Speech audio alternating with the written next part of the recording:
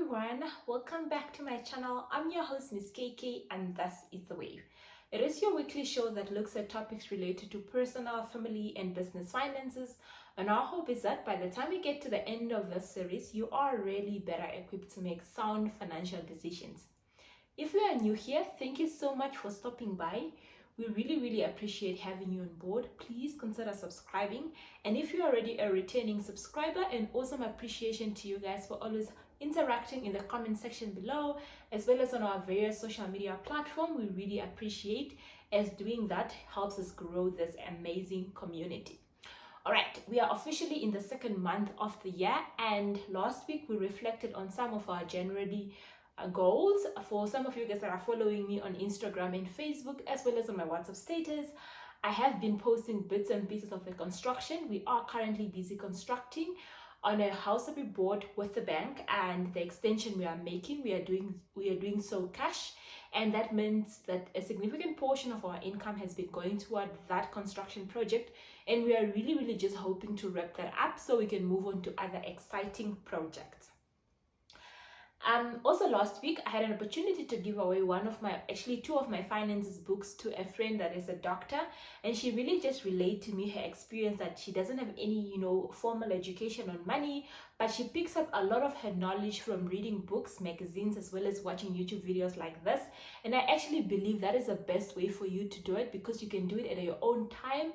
You can also do it at your own preference. If reading is your thing, you can actually read more books, whereas if you literally like listening to videos like this, then you can also pick up more of YouTube videos. So I just want to highlight that there's not really formal education out there for people that wants to. Not that to say that there isn't formal education, but it's not the only way to acquire knowledge.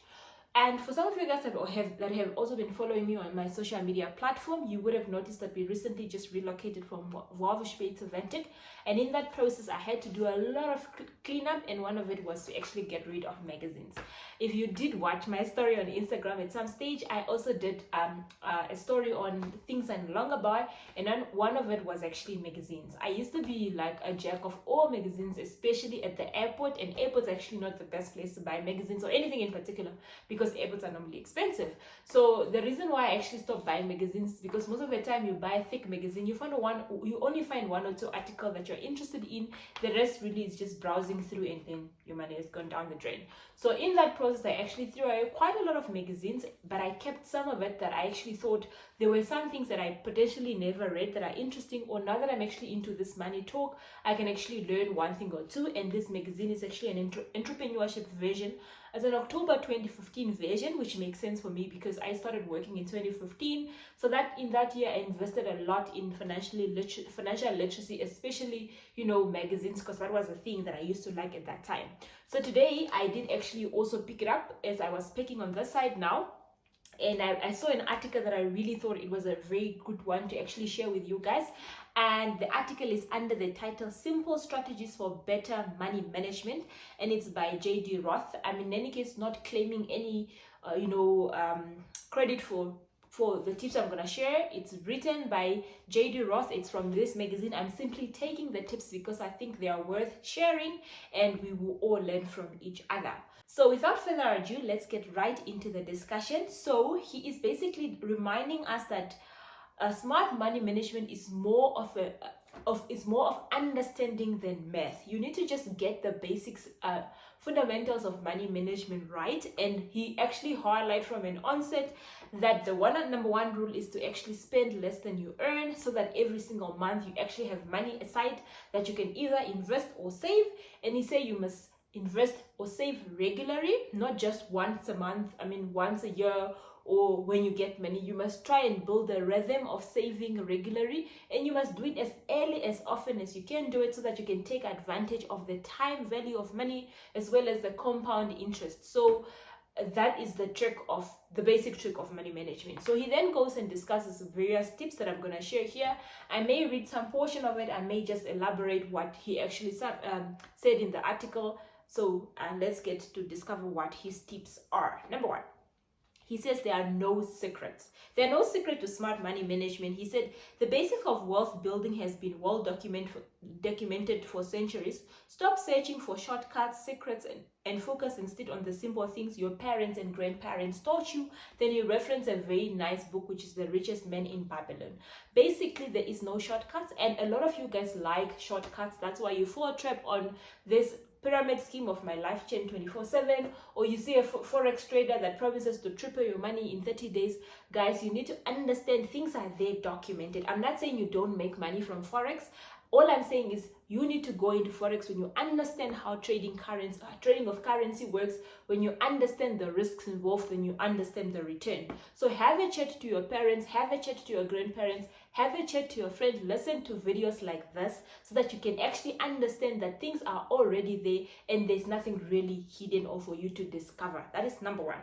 Number two is happiness comes from managing expectation, and this is all about contentment. Contentment doesn't mean you have to be lazy, or it doesn't mean that you don't aspire to have nice things. Yes, you can aspire to have nice things, but the trick with contentment is you are happy with what you have whilst you are working with what you are dreaming to have.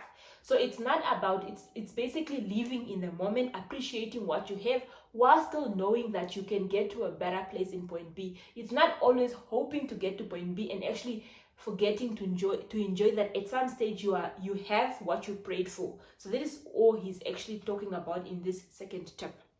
The third tip that the author tells us is that you can have anything you want, but not everything you want. So basically he says that cut expenses ruthlessly on things that don't matter so you can spend lavishly on things that do. So he's basically saying wants are endless, but obviously you need to have priority. Divert your money where your priorities are. Divert your money where it matters most. So if for you having the latest iPhone so that you can take the best photo is the thing, then spend your money on the expensive phones, but forget about the eating and the expensive cars if that's not your thing. So the ones are always going to be there. The trick is to prioritize what matters most to you and cut out all the other expenses. Number 4, automate everything. So he basically says when it comes to saving and investing, you are your worst enemy. So remove yourself from the equation. Automate your savings, bill payment, and investment. You save time and hassle and be less inclined to impulsively spend your retirement saving on a hot bathtub.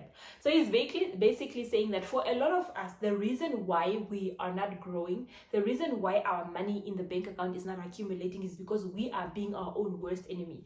If you know that if you put the money in the bank account, you are going to follow it, how about you put it in a fixed term deposit where if you were to access it, you are going to be penalized heavily. If you know that you're going to spend the money on a pair of heels before you even start spending, how about you put your debit order so close to payday so that you don't even have the opportunity to spend that money? So basically, if you can't trust yourself with the money, remove yourself from the equation, automate your bills. Personally, all my savings, all my insurance policies, all my savings policies are all on debit orders. Then I also have scheduled payment for things like water that I can cancel whenever I feel like there is an emergency that can, override certain payments. And then the things that are ad hoc, those are the things that I actually EFT and actually make a payment myself. So you need to be smart, and I also think covered it in one of the videos where I did the bank review app, if I'm not mistaken. So do check that video out. Remove yourself from the equation if you can't trust yourself with money. Number 5, right? Perfect is the enemy of good enough. So he says here, too often we fail to act because we are searching for absolute surefire way to invest or save. We do nothing instead, but action creates fear, and decent or simply good outcome is always better than nothing.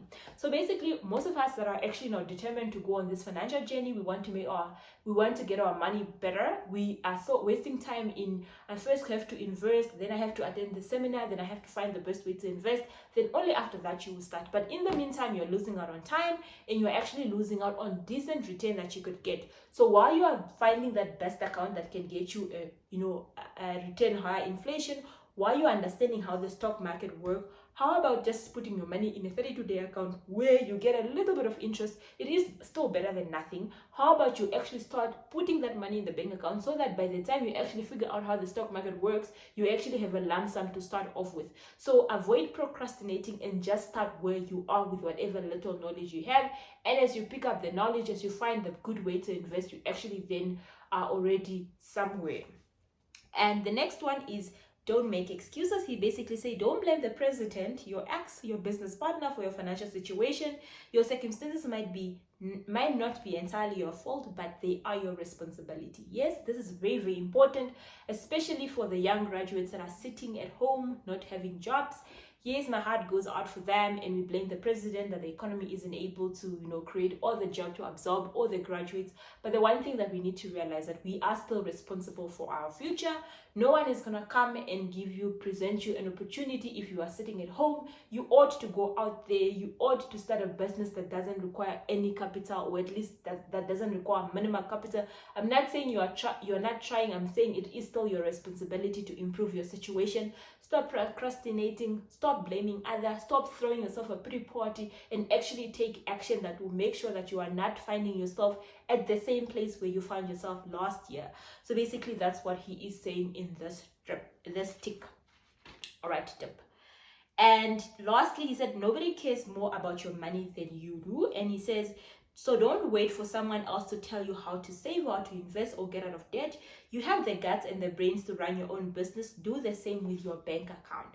So basically he's saying, yes, we might want to be inclined to, I'm waiting for a broker to choose shares for me, or you might be inclined to, I'm going to see my banker to tell me what I need to do with my money. But honestly, you need to also understand your own affairs. If you go to people to help you invest or save blindly, they are going to do what they think it's best for you. But if you don't tell them all the information, it might not necessarily be best for you. So do take time, invest in yourself, invest in just a little bit of books to actually help you understand and make sure that you are aware of how your financials are being run and you actually are comfortable. So a very good friend of mine says she runs her marriage like running a business, which is very true. And no one wants to work for a loss-making company. So why are you comfortable in running your marriage, in running your financial affairs like you're running a loss-making company? So basically that's all the trip that he's at, the simple strategy that JD Roth has told us in this article. Then he closes off with a very, very good tip about early retirement. And I'm sure a lot of us, if not all of us, would like to, quit the 8 to 5 job at least earlier than 60, which is your normal retirement, or at least go to early retirement. So he basically says, right, if I can offer you one piece of advice, it is this: increase your savings. Most financial gurus or advisor will tell you to save at least 10% of your income. Dear readers, that is not enough. Try to aim for 30, 40, or better shoot for 50%. Do that and early retirement will suddenly become a reality. Not only because you've saved enough money, you were able to save 50% of your salary, but you've learned to live frugally. You've learned to cut your expenses in order to allow you to save that much. So that means in retirement, you won't also need that much money to actually comfortably retire. So basically he's saying we must try to adjust our lifestyles. We must avoid lifestyle inflation so that if we were to retire one day, we won't need a lot of money. We will still be able to continue living frugally while we are enjoying the bit we've saved during our working career. So yeah, that was a very, very good article that I read that I thought I must share with you guys. Take 1 or 2 tips from here, implement it over the next 30 days and see how good it does for you. Personally, I am going to take the tip that says don't make an excuses. Yes, we are always trying to blame others because you are in debt because your friend told you that this good business idea that you could and it didn't work out didn't work out according to your plan. So what? It's up to you to get yourself out, because ultimately you also had a part to play in that. You could have said, sorry, I haven't assessed the risk of this business and therefore I'm not investing. So basically choose whatever tip you are going. Why do I want to say trip? Choose whatever tip you would like to implement, and let's see how it goes over the next 6 months, over the next 3 months, over the next 30 days. And most importantly, be patient and make sure that you actually are taking informed decision and not taking shortcuts. That's all I had from this discussion. Thank you so much for giving us your time and listening to this talk. And as usual, please subscribe, share, the videos with your friends and family, and hit that like button if you enjoyed this video. Until next time, it is goodbye and stay safe. Thank you.